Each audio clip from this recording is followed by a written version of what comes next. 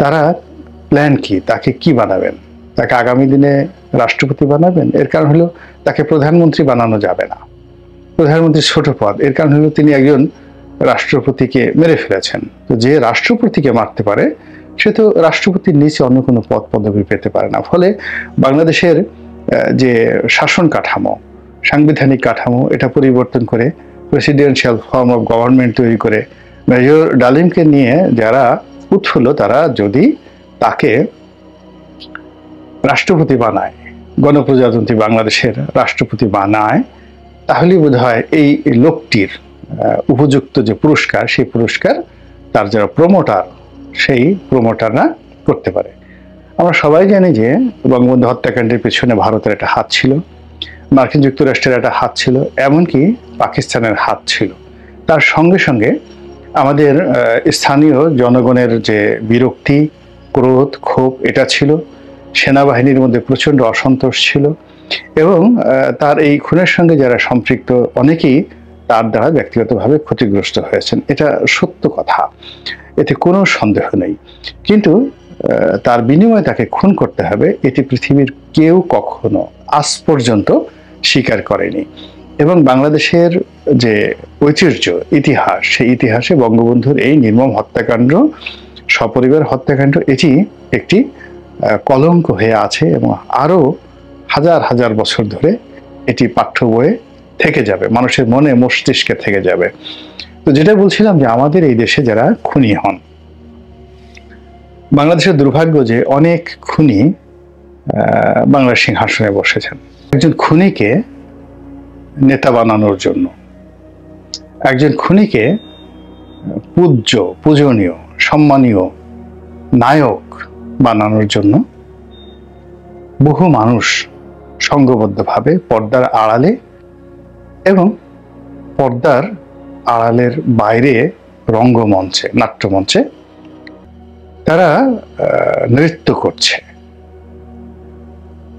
এবং এটি আমাদের এই বর্তমান জমানার কত বড় দুর্ভোগ এবং দুর্দশার কারণ, এবং এটি আমাদের মানসিক বৈকল্যতার কতটা কারণ হতে পারে সে বিষয়টা নিয়ে মূলত আলোচনা করব। এখন যারা ওনাকে নায়ক বানাতে চাচ্ছেন, জনাব মেজর ডালিম ওরফে খুনি ডালিম, এখানে হলে তিনি আত্মশিক্ষিত খুনি, নিজেকেই তিনি দাবি করেছেন। ফলে একটা কোর্ট তাকে বলেছে তিনি সাজাপ্রাপ্ত, তারপর তিনি নিজের মুখে স্বীকার করেছেন। ফলে তাকে খুনি বলাটা আসলে আমার জন্য কোনো বিষয় নয়, আর তার জন্য এটা বিষয় নয়, বিকজ তাকে এই নামে পরিচয় দিলে he is a murderer of Sheikh Mujib and his family, এটা নিয়ে তিনি গর্ব করেন যে আমি এরকম একটা খুন করতে পেরেছি, এই জন্য আমি গর্বিত, আমি আনন্দিত। এবং তার বক্তব্য হলো যে শুধু আমি আনন্দিত নয়, আমার যে পিতা আমাকে জন্ম দিয়েছে, আমার পিতার উল্লাস করা উচিত। এবং তার এই খুনের কারণে তার ভিতরে এরকম দম্ভ যে আমার মতো শ্রেষ্ঠ মানুষ এই পৃথিবীতে আর দ্বিতীয়টি নেই। এই বাংলায় আমি জন্ম নিয়েছি বলেই এই বাংলা এত সুন্দর, আমি শেখ মুজিবকে খুন করেছি। এরকম একটা আত্মতৃপ্তি যদি না থাকে, তাহলে এই হত্যাকাণ্ডের এত বছর পর তিনি এখন বৃদ্ধ হয়ে গেছেন, তার বয়স এখন 78 বছর, 78 ইয়ার্স। তো এই 75 বছর বয়স নয় যেটা তিনি সেখানে বলেছেন, কাগজপত্রে তার বয়স 78 ইয়ার্স, 78 বছর। এই বয়সে মানুষের অনুশোচনা থাকে, তার মুখে খোঁচা খোঁচা দাঁড়িয়ে আছে। তো অন্যান্য যারা বঙ্গবন্ধুর খুনি ছিলেন তারা কিন্তু প্রায় সবাই অনুশোচনায় ভুগেছেন। ভারতে ক্যাপ্টেন মাজেদ, কিংবা কানাডাতে নূর, কিংবা যারা ফাঁসির মঞ্চে গিয়েছেন সেই মেজর মহিউদ্দিন, তারা সবাই আফসোস করেছেন, অঝরে কেঁদেছেন এবং সারা জীবন অনুশোচনা করেছেন। শুধুমাত্র কর্নেল ফারুক এবং কর্নেল রশিদ এবং এই লোকটি, যেটি হলো যাকে বলা হয় এই ডালিম এবং মেজর বজলুল হুদা, এই কয়জন লোক দম্ভ করেছে প্রকাশ্যে এবং করে যাচ্ছে এখন মেজর ডালিম। বাকি যারা ছিলেন মোরালে সবাই কিন্তু অনুশোচনা করেছেন। কেউ বলেছেন যে আমি বাধ্য হয়েছি চক্রান্তের কারণে, আমার কোনো ওয়ে ছিল না, আমি গ্রুপের মধ্যে পড়ে গেছি, ইত্যাদি ইত্যাদি নানা ঘটনা তারা বলেছেন। এবং তারপরেও তাদের সেই অনুশোচনার কারণে তাদের কর্মপন্থা তারা চেঞ্জ করেছেন, দাড়ি রেখেছেন, নামাজ পড়েছেন, তওবা করেছেন, তসবিহ পড়েছেন, তাহলিল পড়েছেন, কিন্তু শাস্তি, দুনিয়ার শাস্তি এবং প্রকৃতির শাস্তি, মানুষের শাস্তি এবং আল্লাহর শাস্তি, এই দুনিয়াতে যা হয় এর কোনোটা থেকে তারা বাদ যাননি। এখন এই যে লোকটি ৭৮ বছর বয়সে, তার মধ্যে কোনো অনুশোচনা নেই, বরং এই বয়সে তার মনে হচ্ছে যে তার এই কাজ করার মানে তার জন্য বিরাট একটা দায়িত্ব এবং কর্তব্য ছিল। এবং এখন যদি তার সুযোগ থাকতো তাহলে তিনি শেখ হাসিনাকে, শেখ রেহানাকে এবং শেখ পরিবারের বাকি যারা আছে এই সময়টাতে, যাদের সবার বিরুদ্ধে অভিযোগ এবং মানুষ যাদের প্রতি বিক্ষুব্ধ এই মুহূর্তে, তিনি যদি সুযোগ পেতেন এবং তাকে যদি কেউ এরকম সুযোগ করে দিতেন, প্রত্যেকটা মানুষকে তিনি নিজ হাতে ব্রাশ ফায়ার করে তিনি মেরে ফেলতেন এবং মেরে ফেলে তিনি আবার দম্ভ করতেন যে আমি মেজর ডালিম বলছি। এরকম একজন বীর পুরুষ, সেই বীর পুরুষকে নিয়ে যারা মাথা করে নাচছেন, ১৯৭৫ সালের বিয়োগাত্মক এবং নির্মম মানবতা বিরোধী অপরাধ এবং খুন, এবং সেই খুনের অন্যতম পিতা, মাস্টার প্ল্যানার এবং বাস্তবায়নকারী মেজর ডালিম। ২০২৪ সনের এই অস্থির বাংলায় তাকে নিয়ে একদল মানুষ উল্লাস প্রকাশ করছে এবং একজন খুনিকে নেতা বানানোর জন্য। একজন সম্রাট ছিলেন মুজাফফর শাহ। তো এই মুজাফফর শাহ মূলত প্রেসিডেন্সিয়াল গার্ড রেজিমেন্টের একজন কমান্ডার ছিলেন।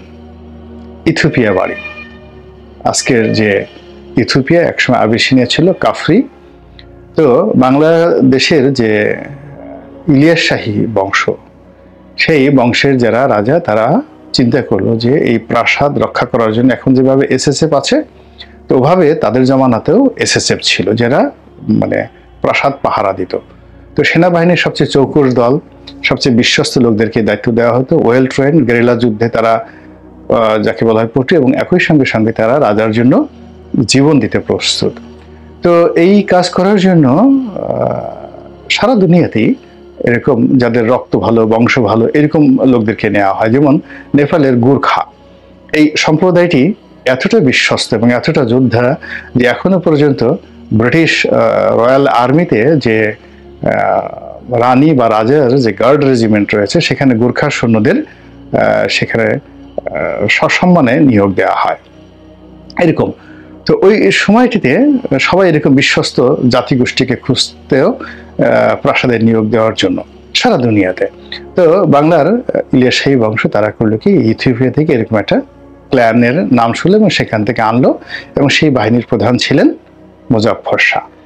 তো এই বাংলার আবহাওয়া এত খারাপ যে ইথিওপিয়ার মতো দেশে যাদের সুনাম সুখ্যাতি ছিল হাজার বছরের, যে যারা বেইমানি করে না, মুনাফিকি করে না, কিন্তু এই বাংলার আলো বাতাস পাওয়ার সঙ্গে সঙ্গে এই লোকগুলো বেইমান হয়ে গেল, মুনাফিক হয়ে গেল, বিশ্বাসঘাতক হয়ে গেল, এবং যে রাজা তাদেরকে আনলেন তাকে রক্ষা করার জন্য, সেই রাজাকে সে মেরে সে সিংহাসনে বসে গেল। এবং বেশ কয়েক বছর তার সেই অত্যাচার, দুরাচারের যে শাসন, এটি কিন্তু বাংলাদেশে চলছে। তো এরকম হত্যাকারী বাংলার সিংহাসনে বসেছে, বহুবার এরকম ঘটনা ঘটেছে। আর নিজ পরিবারের মধ্যে পিতা সন্তানকে খুন করেছেন, সন্তান পিতাকে খুন করেছেন, তারপরে সিংহাসনে বসেছেন, এরকম ইতিহাস বাংলাদেশে অনেক অনেক আছে।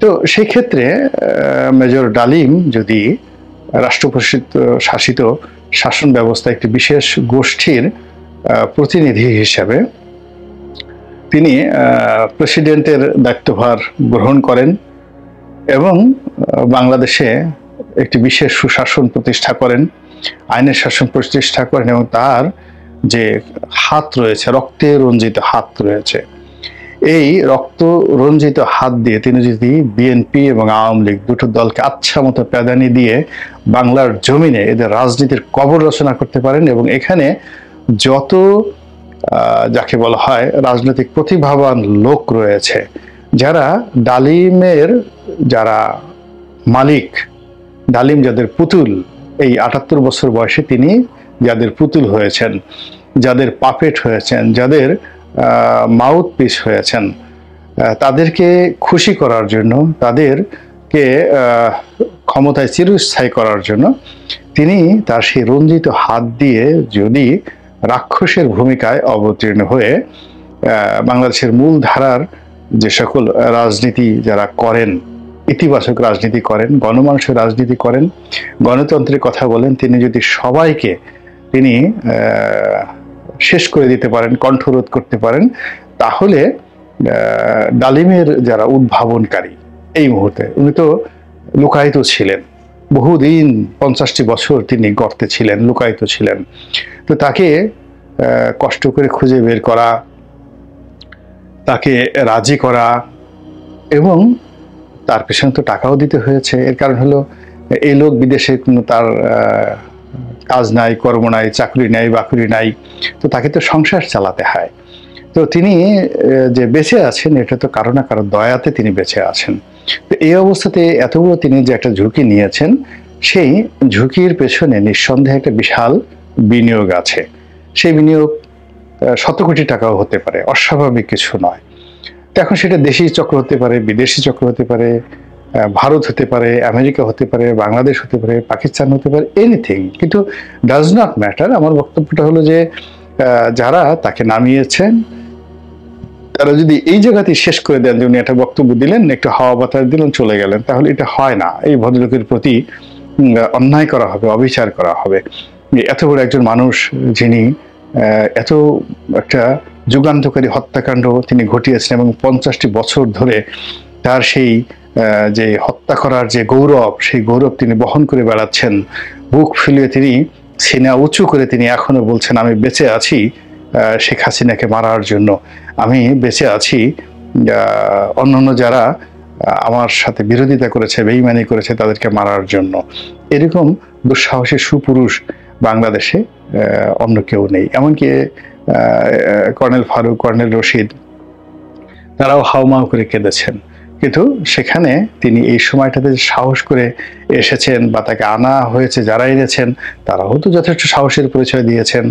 তো এই সাহস এবং ইনভেস্টমেন্ট এখানে, এবং ত্যাগ এবং তিতিক্ষা, তারা তো বাঙালি জাতিকে উদ্ধার করার জন্য একটা খুনির হাতে দেশের রাষ্ট্রভার তুলে দিয়ে পুরো একটা জাতিকে কোন পর্যায়ে তারা উঠাতে চাচ্ছেন, সারা বিশ্বকে চমকিত করে দেওয়ার জন্য, যে দেখো দেখো দেখো আমরা একজন খুনিকে রাষ্ট্রপতি বানিয়েছি, আমরা একজন খুনিকে নেতা হিসেবে মান্য করি, দেখো দেখো দেখো আমাদের রুচি দেখো, আমাদের বিবেক দেখো, বোধ দেখো, আমরা একজন খুনির প্রশংসা করি, আমরা একজন খুনিকে ভালোবাসি, আমরা একজন খুনিকে তোষণ করি। তো কাজেই